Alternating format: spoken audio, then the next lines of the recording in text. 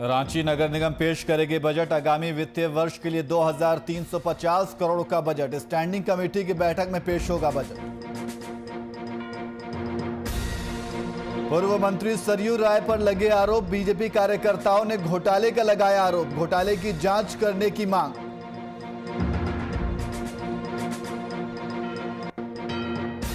धनबाद में बीसीसीएल के खिलाफ रैयतों का आक्रोश। प्रबंधक के खिलाफ वादा खिलाफी का लगाया आरोप। रैयतों से भुगतान किए जाने की मांग। वहीं सारण जिले में शमशान की जमीन पर युवक ने किया कब्जा। ग्रामीणों की शिकायत के बाद हुई कार्रवाई। प्रशासन ने नोटिस जारी कर मांगा जवाब।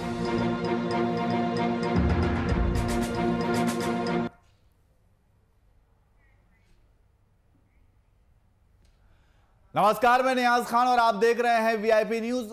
अब सीधे रुख करते हैं खबरों की ओर। आपको बता दें कि विभिन्न तारीखों से 2350 करोड़ रुपए से अधिक का बजट पेश किया जाना है और निगम समकक्ष में होने वाली स्टैंडिंग कमेटी की बैठक में यह बजट पेश किया जाएगा। प्रदूषण रोकने को पाथवे और साइकिल ट्रैक बनाए जाएंगे और साथ ही निगम की ओर से पीपीपी मोड़ पर अस्पताल चलाए जाने पर भी विचार किया जा रहा है। निगम ने कोरोना के कारण चालू वित्तीय वर्ष में करीब 25% कम रेवेन्यू मिलने के बावजूद पिछले वर्ष के मुकाबले इस बार बजट का आकार करीब 100 करोड़ रुपए बढ़ाया है। हम सभी जगह पर टैंकर के माध्यम से और बोरिंग के माध्यम से पानी दे रहे हैं। जहां जहां हम बोरिंग किए हैं, खराब हुआ, उसका रिपेयरिंग के लिए भी पैसा हमने दे चुके हैं। दूसरी बात, पीएचडी के साथ भी हमने बैठक बुलाए। पीएचडी को भी हमने निर्देश दिया है कि पाइपलाइन के माध्यम से जो पानियाँ जा रही हैं वो कम से कम आधा घंटा तक आप खोलें। और जहाँ गंदगी है, जैसे 16 नंबर वार्ड है, 23 नंबर वार्ड है, 21 नंबर वार्ड है, ऐसे वार्डों में गंदा पानी जा रहे हैं। इसको निरीक्षण करते हुए उसको शुद्ध पानी पहुँचाने का काम करें ताकि जनता शुद्ध पानी पी पाए। और अभी पिछले दिनों जेएनयूआरएम के माध्यम से पाइपलाइन बिछे हैं, उसको लेकर के 13 तारीख से कैंप लगेंगे। जहाँ जहाँ पाइपलाइन बिछे हैं उस वार्ड में हमारी चिट्ठी निकल चुकी है और लोग उनके माध्यम से कनेक्शन लेने के बाद में पानी का लाभ ले पाएंगे। 9 वार्डों में काम होना है। और इसी खबर पर अधिक जानकारी के लिए हमारे संवाददाता कुमार कामेश हमारे साथ फोन लाइन पे मौजूद हैं। कामेश, रांची नगर निगम की तरफ से बजट पेश किया गया है और ये 2350 करोड़ का बजट है। तो देखिए न्याज, रांची नगर निगम का बजट जो है अब से कुछ देर बाद पेश होना है। 11:30 बजे के आसपास बजट पेश होगा। लेकिन जिस तरह से इस बजट में प्रावधान किया गया कि 2350 करोड़ रुपए का बजट का जो प्रावधान है, पिछले बजट से अगर बात की जाए या तुलना की जाए तो 100 करोड़ रुपए ज्यादा, 100 करोड़ ज्यादा बजट है। पहले का बजट जो था वो 2262 करोड़ के आसपास था और इस बार का जो बजट है वो 2300 करोड़ रुपया का है। लेकिन जिस तरह से इस बजट में प्रावधान किया गया है, सरकार अगर नगर निगम की बात की जाए तो नगर निगम के क्षेत्र में पूरे रेवेन्यू अगर बात की जाए, रेवेन्यू जनरेट करने की बात की जाए तो पूरे वित्तीय वर्ष में अगर 2020-21 की बात की जाए तो 2000 वित्तीय वर्ष में अब लगभग 25% जो है रेवेन्यू कम जनरेट हुई। उसके बावजूद भी 100 करोड़ एक्स्ट्रा, मतलब 2262 करोड़ से बढ़ाकर 2350 करोड़ रुपए बजट पेश करना, ये जरूर नगर निगम के लिए चुनौती बड़ा बजट होगा। और जिस तरह से इस बजट में जिन संसाधनों की बात पूरा करने की बात नगर निगम कह रहा है कि मच्छरों को भगाने के लिए नई मशीन उपकरण कर जाएगी, साथ ही नगर निगम के जो अस्पताल है उसे पीपीडी मोड में चलाने की बात कही जा रही है। सीवरेज सिस्टम जो है रांची का वो पूरी तरह से दुरुस्त नहीं है, उस पर लगभग 250 करोड़ रुपए खर्च करने की बात कही जा रही है। तो ऐसे कई प्रावधान इस बजट में लेकर नगर निगम लेकर आने वाला है। लेकिन देखिए ना, सबसे बड़ी बात है कि जिस तरह से अगर सीवरेज सिस्टम की बात की जाए तो रांची राजधानी को बने हुए लगभग अगर बात की जाए तो 20-21 वर्ष हो गए लगभग, और 21 वर्षों के दरमियान जो है रांची में इस सरकार ने, झारखंड की सरकार, बिहार की बात की जाए तो उस समय की बात छोड़ दी जाए तो इन 21 वर्षों के दरमियान जो है यहाँ के सीवरेज सिस्टम को दुरुस्त करने के लिए कोई भी नगर निगम के क्षेत्र में कोई भी बड़ी पहल नहीं की गई और न ही राज्य सरकार के द्वारा पहल की गई। तो पहली बार रांची के ड्रेनेज और सीवरेज सिस्टम को दुरुस्त करने के लिए 250 करोड़ का बजट का जो प्रावधान लाया गया है, तो ये रांची में जो सीवरेज और ड्रेनेज की जो बदहाल स्थिति है, खराब स्थिति है, उसे दुरुस्त कर जरूर ये नगर निगम जो है यहाँ की जनता को एक अच्छा संदेश देना चाहती है कि नगर निगम जो है अच्छा कार्य कर रही है। और इस बजट में जिस तरह से वो और कई अच्छे प्रावधान लेकर आई है पीपीटी मोड में अस्पताल की बात की जाए, अगर पीपीटी मोड में जो नगर निगम का अस्पताल है, अगर कोई पार्टी अगर उसको तैयार नहीं होता है लेने के लिए, तो नगर निगम इसकी भी तैयारी कर चुका है कि स्वयं उस अस्पताल को चलाएगा। यह भी बहुत बड़ी बात है नगर निगम के क्षेत्र में रहने वाली जनता के लिए।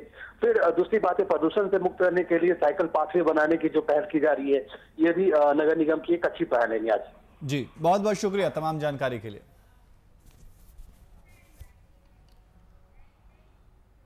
वहीं झारखंड विधानसभा बजट सत्र के लिए आपको बता दें कि उद्योग विभाग को लेकर सरयू राज्य ने राज्य में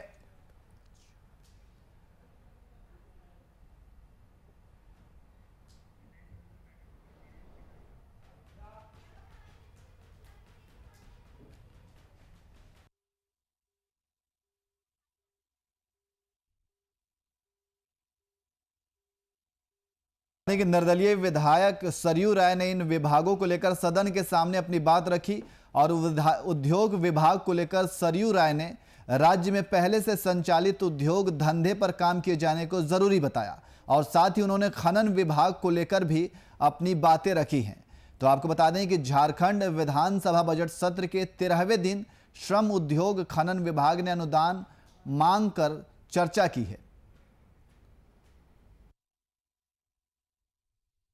न मैंने कहा अधिकारियों पर लगाम लगाइए, क्योंकि अधिकारी मेरे प्रश्नों का, अन्य विधायकों के प्रश्नों का भी उत्तर सही नहीं देते हैं।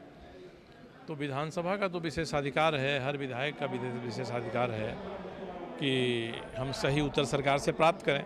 ये तो विशेषाधिकार का हनन हो रहा है। इसलिए मैंने कहा कि आप लोग जरा अधिकारियों को समझाइए कि सही उत्तर दें। जो उत्तर देते हैं माननीय मंत्री लोग उसी उत्तर को सदन में रख देते हैं।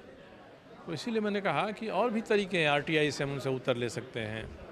ऐसे भी तरीके हैं जैसे किसी के मुंह में उंगली डाल के आदमी उगलवा लेता है भीतर में जो चीज़ है। तो इतना बड़ा सदन का विशेषाधिकार है, तो माननीय अध्यक्ष महोदय को और माननीय मंत्रीगण को चाहिए कि विधायकों के इस विशेषाधिकार का सम्मान कराएं और उंगली डालकर गले में अंदर से उगलवाने की नौबत ना आए।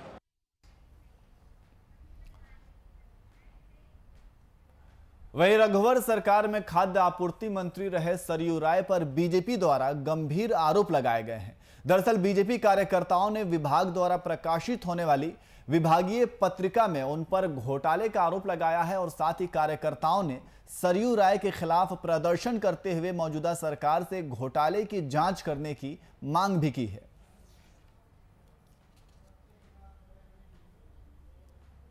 आहार पत्रिका और युगांतर पत्रिका भारती के द्वारा जो छपती थी, दोनों के एक ही संपादक थे। सबसे बड़ी बात है कि जमशेदपुर में कई प्रिंटर्स हैं, नेशनल प्रिंटर से लेकर के कई प्रिंटर्स यहाँ पर कंपनी है।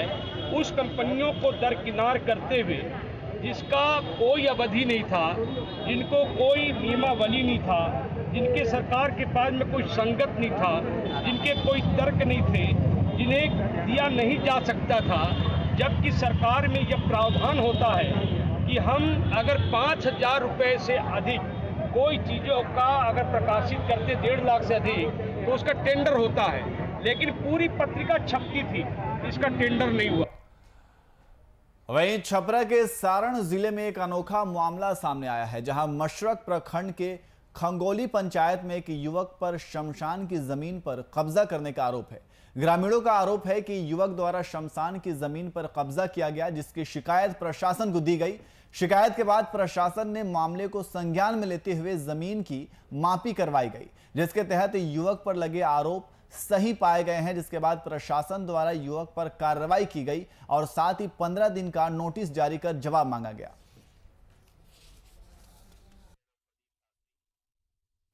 2 बीघा 17 कट्ठा 17 धुर किस्म गैरमजरूआ मालिक का नापी कराने गए थे, जो कि काफ़ी विवाद में बहुत पहले से पड़ा हुआ है, जिसमें एक महिला जिनका नाम है बिंदु देवी, पति का नाम है देव कुमार सिंह, जो कि गंगौली के ही रहने वाले लोग हैं।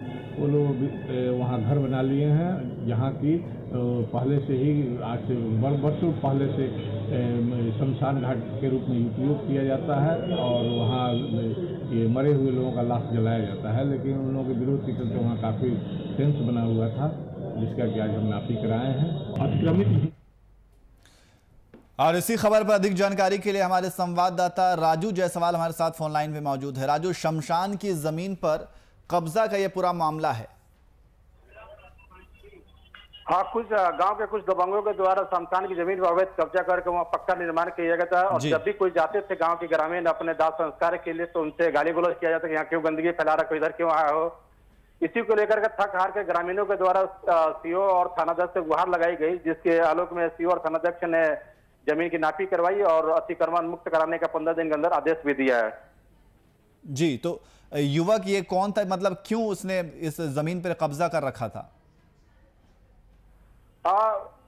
सबसे बड़ी चीज है दबंगई का पानी। हमारी दबंगई चलते रहे, गांव के लोग डर के रहे और इसी सब को लेकर के जब शमशान की जमीन का अवैध कब्जा कर लिया तो अपनी जमीन से ज्यादा कब्जा कर लिया था। और इसी को लेकर के ग्रामीणों के द्वारा बार बार कहने पर भी वो नहीं मान रहा था, कह रहा था कि नहीं मेरी जमीन है, कोई क्या कर सकता है मेरा। तब थक हार के ग्रामीणों के द्वारा सीओ से गुहार लगाई गई थी। उसके बाद इसका निष्कर्ष निकला और सीओ के द्वारा नापी करवाने के बाद तो जमीन अतिक्रमण मुक्त कराने का नोटिस दिया गया। 15 दिन के अंदर अपने पक्के तोड़ ले, अन्यथा कानूनी कार्रवाई की जाएगी। जी, बहुत बहुत शुक्रिया तमाम जानकारी के लिए। वहीं कोरोना वैक्सीन आने के बाद भी कोरोना का कहर लगातार जारी है, लेकिन लोगों में कोरोना का खौफ बिल्कुल भी नहीं है। प्रशासन के अथक प्रयास के बाद लोग मास्क और सोशल डिस्टेंसिंग को भी भूल गए हैं, जिसका नतीजा है कि कोरोना थमने का नाम ही नहीं ले रहा है। इसी कड़ी में गढ़वा में प्रशासनिक अधिकारियों द्वारा जागरूकता सह जांच अभियान शुरू किया गया, जिसके तहत लोगों को मास्क लगाने की हिदायत दी गई और सोशल डिस्टेंसिंग का पालन करने को कहा गया। अभियान एसडीओ सहित डीटीओ और सीओ भी मौजूद रहे। हम लोग कोविड को संक्रमण को बढ़ते हुए देखते हुए आज एक अभियान चलाया गया। आपको जो भी व्यक्ति मास्क नहीं पहनेंगे, सोशल डिस्टेंसिंग का पालन नहीं करेंगे, उसके लिए हम लोग अभी जागरूक कर रहे हैं ताकि कोविड का प्रसार और हम लोग रोक सकें और जान माल की सुरक्षा करें। कोरोना संभाव्य प्रसार को देखते हुए सरकार के द्वारा 18 मार्च से एक अभियान करने की शुरुआत की गई है, जिसमें गढ़वा जिला प्रशासन के द्वारा ये अभियान की शुरुआत की गई है।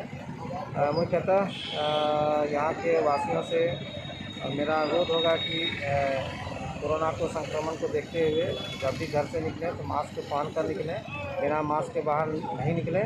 यदि कोई बिना मास्क के बाहर निकलते हैं तो कोविड-19 की का जो गाइडलाइन है उसके तहत नियमानुसार कार्रवाई की जाएगी।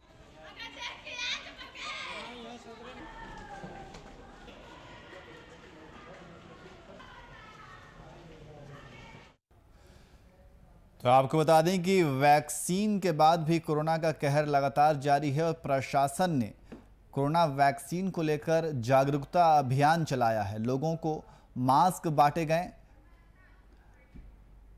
और इसी खबर पर अधिक जानकारी के लिए हमारे संवाददाता आशीष पांडे हमारे साथ फोन लाइन पे मौजूद हैं। आशीष, कोरोना वैक्सीन को लेकर प्रशासन द्वारा जागरूकता अभियान चलाया गया है, क्या कुछ अभियान में किया गया? जी, मैं बता दूं न्याज कि ये मास्क जागरूकता अभियान चलाया गया है, क्योंकि झारखंड सरकार अपना गाइडलाइन जो है उसको जारी कर दिया है, जिसमें मास्क अनिवार्य कर दिया है। जी, उसी के मद्देनजर कल गढ़वा एसडीओ के साथ साथ डीटीओ ने भी सीओ के साथ ये मास्क का अभियान चलाया, जिसमें जो बिना मास्क के गाड़ी वाले थे, बाइक वाले थे, उनको पकड़ा गया, हिदायत देकर छोड़ दिया गया।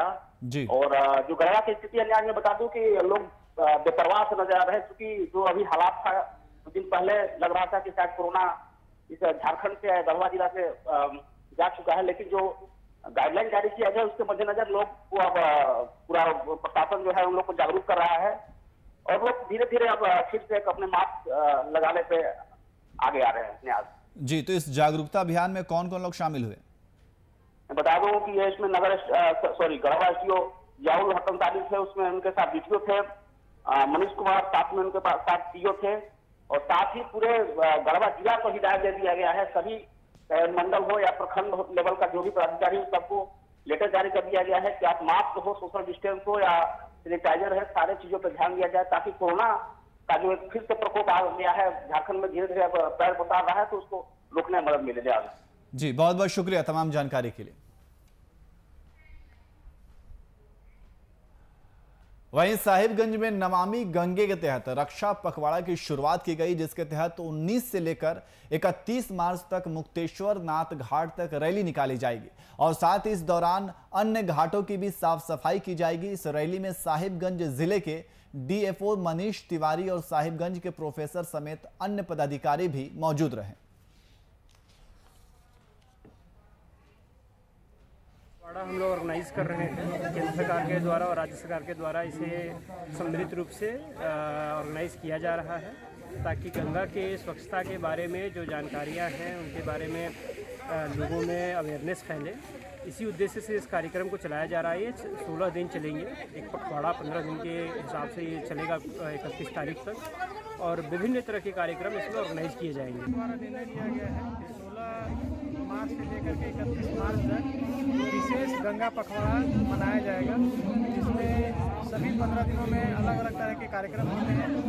उसी की कड़ी में आज ये रैली निकाला गया है और यहाँ गंगा चौपाल का भी आयोजन किया गया है और गंगा स्वच्छता के लेकर के जागरूकता फैलाने के लिए बहुत सारे कार्यक्रम किए जा रहे हैं। यहाँ पे जो हमारे बच्चे हैं उनके माध्यम से, जो हमारे जनप्रतिनिधि हैं उनके माध्यम से और जो शहर के गणमान्य लोग हैं सभी आज इस रैली में शामिल हुए हैं और सभी यह संदेश दे रहे हैं कि किस प्रकार से गंगा को स्वच्छ रखा जाए और गंगा को संवारा जाए ताकि भविष्य की पीढ़ी के लिए इसका। वहीं भागलपुर के तिलक मांझी भागलपुर विश्वविद्यालय के स्नातकोत्तर हिंदी विभाग में 2 दिवसीय संगोष्ठी का आयोजन किया गया, जिसका उद्घाटन तिलक मांझी विश्वविद्यालय के प्रति कुलपति professor Ramesh Kumar, DSW professor Ram प्रवेश सिंह, हिंदी विभाग के विभागाध्यक्ष योगेंद्र महतो के अलावे कई लोगों ने संयुक्त रूप से दीप प्रज्वलित कर किया। वहीं प्रति कुलपति प्रोफेसर रमेश कुमार ने अपने संबोधन में कहा कि हिंदी विभाग में फणेश्वर नाथ रेणु का स्मारक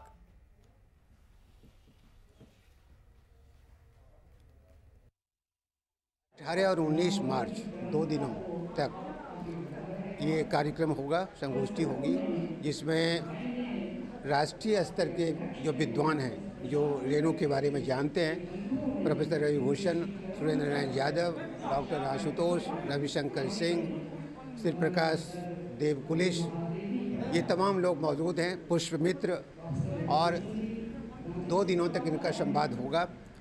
छात्र भी लाभान्वित होंगे, उनसे सीधे सवाल कर सकते हैं, जिज्ञासा कर सकते हैं, बातचीत कर सकते हैं। तो ये संगोष्ठी 2 दिनों तक लगातार चलती रहेगी।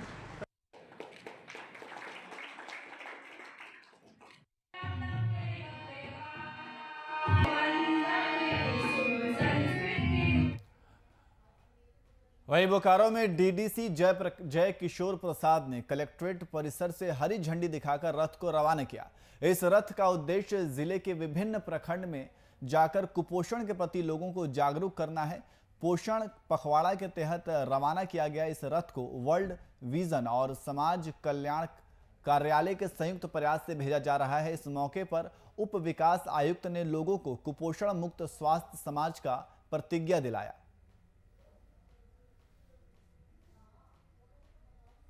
पता है भारत सरकार के द्वारा जो ये आंदोलन है कि हमारा देश जो है वो पोषण मुक्त होना चाहिए, तो उसी आधार पे क्या है ये जो 9 प्रखंड में जो है ये जो रथ है वो सब जगह जाएगा एंड वहाँ पे एक छोटा सा एक आंदोलन वो लोग क्रिएट करेंगे, कैंपेन अवेयरनेस क्रिएट करेंगे एंड वहाँ पे जो कुपोषित ये बच्चे हैं और जो धात्री महिला, गर्भवती महिला और उसके साथ जो किशोरी लड़कियाँ हैं उनके ऊपर ये मैसेज दिया जाएगा कि उनके अगर कैसे वो जो है क्या स्टेप लेने से जो कि वो जो कुपोषण 3 ये स्थिति है, जो स्टंटिंग, वेस्टिंग एंड अंडरवेट, उन 3 जो कैसे हम लोग एड्रेस कर सकते हैं।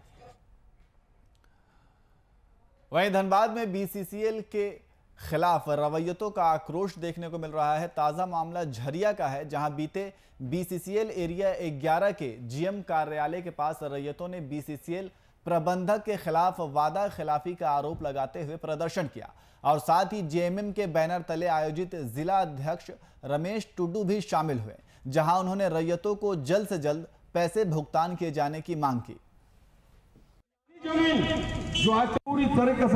ये सभी केंद्र सरकार के अधीन आता है और निश्चित रूप से यहाँ के जो आदिवासी मूलवासी लोग हैं उन लोगों ने अपने राष्ट्र हित में अपनी कीमती ज़मीन को देने का काम किया कि यहाँ के राष्ट्र का जो संपत्ति है कोयला वो यहाँ से उत्खनन किया जाए और इसका सदुपयोग किया जाए और उसके एवज में हम लोगों को भी प्रॉपर नियोजन, मुआवजा और पुनर्वास का व्यवस्था हो। लेकिन जो केंद्र सरकार का जो उपक्रम है ये BCCL, ये यहाँ सबसे बड़ा अतिक्रमणकारी बन करके पूरे झरिया, बागमारा, पूरे कोयलांचल क्षेत्र में व्याप्त है।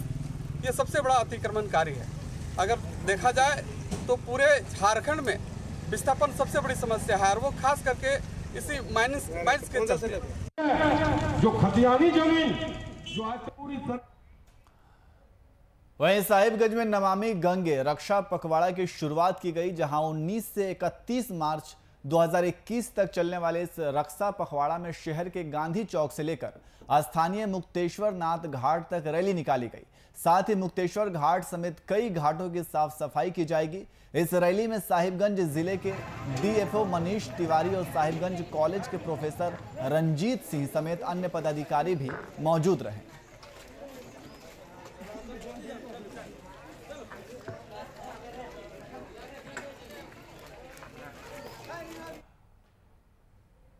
झारखंड में कोरोना संक्रमण के फेज 2 की बढ़ती रफ्तार को देखते हुए पाकुड़ जिला प्रशासन सजग है। मास्क के इस्तेमाल और सोशल डिस्टेंसिंग के पालन करने के निर्देश दिए गए हैं। जिले के उपायुक्त और पुलिस अधीक्षक ने अंबेडकर चौक पर अभियान चलाते हुए 400 लोगों पर जुर्माना लगाया।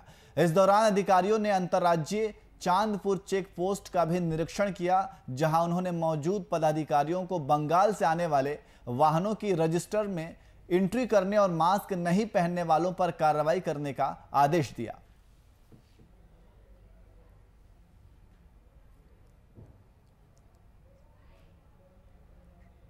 भर में 18 तारीख से विशेष अभियान मास्क चेकिंग का चलाया जा रहा है।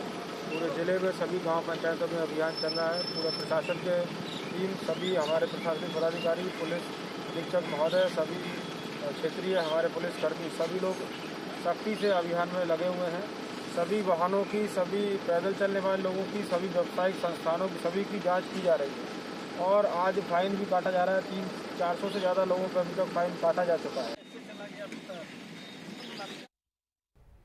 वहीं मधेपुरा में बढ़ते अपराध के खिलाफ स्थानीय व्यवसायी और आम जनता प्रशासन के खिलाफ आवाज उठा रही है। मामला शहर के मुरलीगंज थाना क्षेत्र अंतर्गत मेडिकल दुकान का है, जहां बीते दिन बेखौफ अपराधियों ने 20 से 25 राउंड ताबड़तोड़ फायरिंग की। इस घटना में दुकानदार के बाल बचने की खबर सामने आई है। इस वारदात से आक्रोशित दुकानदार और स्थानीय लोगों ने पूर्णिया सहरसा मुख्य मार्ग को जाम कर प्रशासन के खिलाफ जमकर प्रदर्शन और नारेबाजी की। हालांकि घटना की जानकारी पर मौके पर PR पहुंचकर पुलिस ने स्थानीय लोगों को समझा बुझाकर मामला शांत कराया। जानकारी के अनुसार ट्रीटमेंट के बाद फीस भुगतान को लेकर इस विवाद में आक्रोशित युवक ने इस घटना को अंजाम दिया है। गोली बारूद चला के चला जाता है, हम लोग बनिया पकड़ ले कुछ करके चला जाता है, जो मन होता है वही करता है। कोई परिवारी लोग एक्शन नहीं लेता है। यहाँ पे हमको चाहिए, हम लोग दुरुस्त रहेंगे तभी ना। लोग बहुत लोग अच्छी कर रहा है। कब गोली कांड हुआ है? 8:30 बजे। ओ, क्या बोल के आया था? गोली कांड कुछ बोला था? किसी को मारने के उद्देश्य से आया था? मारने का उद्देश्य दे रहा था सर। अच्छा, डॉक्टर साहब को, रमेश डॉक्टर को गोली मारने के लिए आदेश दे रहा था। पूरा गोली बारूद चला रहा था। वहीं रोहतास जिला के नासरीगंज थाना अंतर्गत बलिया गांव में दूषित जंगली फल खाने से 40 नाबालिग बच्चे बीमार हो गए। बीमार बच्चों को अस्पताल में भर्ती कराया गया, जहां बच्चों की स्थिति गंभीर बनी हुई है। वहीं अभिभावकों ने इस घटना के पीछे स्कूल प्रशासन को लापरवाही का आरोप लगाया है। उसमें थे पॉइजनिंग टाइप का कुछ ड्राई खा लिया है, फूल पॉइजनिंग हो गया है उसमें, समझे ना। अभी बच्चों की क्या स्थिति है? स्थिति ठीक है, करीब सब लोग ठीक हो जाएगा।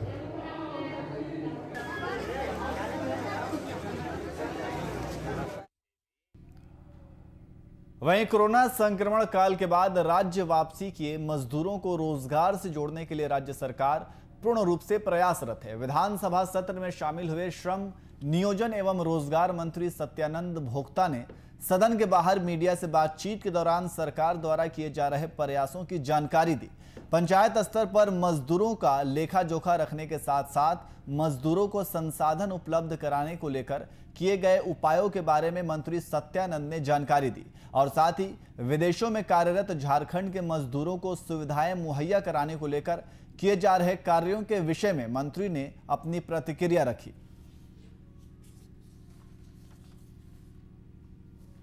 है कि इस रोजगार की हम बात करते हैं तो अभी 4300 कुछ पंचायत है, तो पंचायत में कितने लोग बाहर जाते हैं, कितने लोग गांव में हैं, तो उनको लेखा जोखा रखने के लिए हम सर्विंग मित्र बहाल करेंगे प्रत्येक पंचायत में। इसके अलावा किन्हीं को सिलाई मशीन की ट्रेनिंग लेना है, किसी एनएम के लेना है, कोई प्लम्बर मिस्त्री, जो भी लोग युवा युवतियाँ सीखना चाहे 3 महीना ट्रेनिंग होगा, उसके लिए प्रत्येक ज़िला में हम ट्रेनिंग सेंटर खोलेंगे। तीसरा है कि विदेश में या देश में कोई घटनाएं घट गई, कोई मजदूर दब के मर गया, कोई सूद नहीं ले रहा है, तो प्लेन से लाना, ट्रेन से लाना, बस से लाना है, तो उसके लिए एक अंतर्राष्ट्रीय राष्ट्रीय श्रमिक निदेशालय हम खोले हैं, टोल फ्री नंबर है, तो उसे सभी को सूचना मिलेगा कि हम कहाँ फ़ोन करें, हमारा घटना घटी तो कैसे ला सकते हैं, कहाँ मिल सकता है, तो जो प्राधिकारी है उसका जिम्मेदारी है। वहीं रांची नगर निगम के कई क्षेत्रों में गंदे पेयजल के मामले की शिकायत मिलने के बाद मेयर आशा लकड़ा ने मामले में संज्ञान लिया है। मेयर ने रांची नगर निगम और पेयजल एवं स्वच्छता विभाग की टीम के साथ वार्ड 16 से 19 में पाइपलाइन से हो रहे गंदे जलापूर्ति का निरीक्षण किया। निरीक्षण के बाद मेयर आशा लकड़ा ने करवाए जाने वाले साफ सफाई की जानकारी भी दी। हम लोग कहीं ना कहीं कनेक्शन के लिए कैंप लगा रहे हैं और इस कैंप के माध्यम से कई लोग पानी का कनेक्शन तो ले रहे हैं, लेकिन इसके अलावा जितनी भी सप्लाई पानी आ रहे हैं, थरपखना का इलाका है, नया टोली है, काटा टोली से घुसते हुए उधर पूरा उस इलाका को देखेंगे तो कहीं ना कहीं सबके यहाँ पानी में गंदगी है। तो अभी पीएचडी और रांची नगर निगम दोनों टीम हम लोग साथ घूम रहे हैं और जहाँ जहाँ जॉइंट है उस जॉइंट को खोल करके साफ़ करने के लिए हम लोग ने बोला है और पूरी तरह से उनको जितना फिट होगा उससे आगे जाके फिर खोद के उसको साफ़ करेंगे तो कहीं ना कहीं हमको लगता है कि साफ़ हो जाएगा। टी पॉइंट पूरा ये लोग ने साफ़ कर चुके हैं और जहाँ बल्ब लगा हुआ है वहाँ भी इन्होंने साफ़ कर चुके हैं, लेकिन जो मेन पाइपलाइन है 6 इंच का उसमें कहीं ना कहीं गंदगी होगा, ऐसा मुझे लगता है। फिलहाल बुलेटिन में इतना ही। देश और दुनिया की तमाम खबरों के लिए देखते रहिए VIP न्यूज़। नमस्कार।